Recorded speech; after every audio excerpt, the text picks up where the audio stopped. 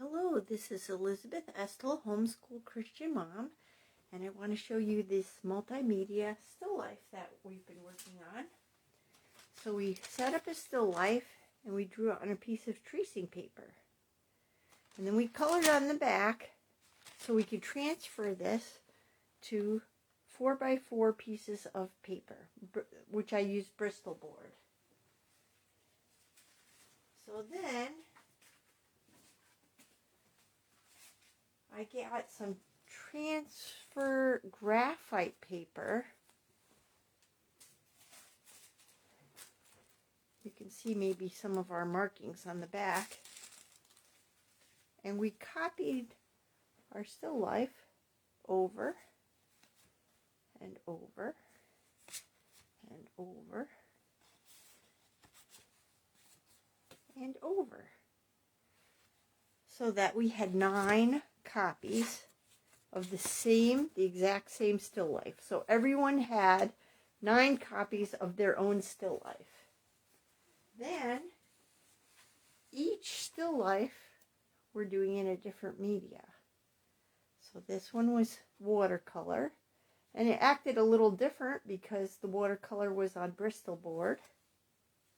And this one is colored pencil.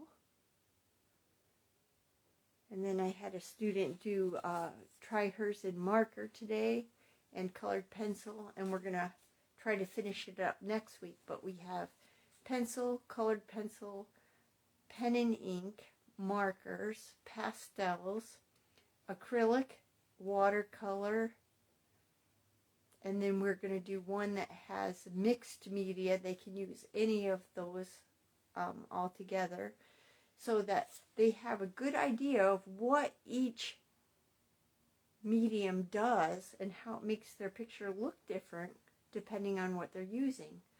The colored pencil looks different from the watercolor. The watercolor looks different from the marker. The marker looks different from the crayon. And it's a good way to get your students to use all those different media, because they wouldn't want to just color. Now they're older, they don't just color things, but they will color something to show the contrast between the colored pencil and the watercolor. So I hope you like this idea and that you'll try it in your homeschool. I'll be showing this probably for another whole week as we get our little still life done. I just used a vase, an apple, a pear, and a chrysanthemum, but it's a fake chrysanthemum, an artificial flower.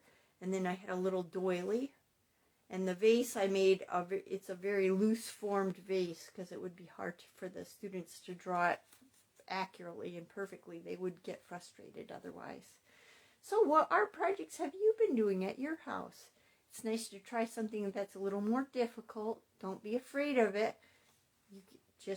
These pieces of paper are 4 inches by 4 inches. It's just Bristol board. I cut them with a paper cutter, and each child gets 9 of them. Plus I cut a couple extra in case somebody messed up, because the students don't like it if their project doesn't look right to them. So they get a get out of art free card. I don't know what you would call it. They get a free one. So if they don't like how one came out, they can redo it. And then that graphite paper made it really easy to copy them to the Bristol board, and you just had to make sure that you didn't have it in the exact same place, which would have been hard anyway.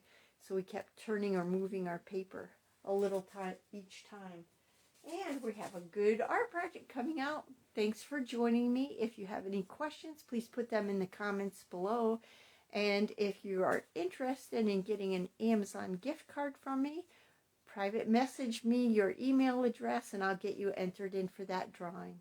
Thanks so much. Talk to you later.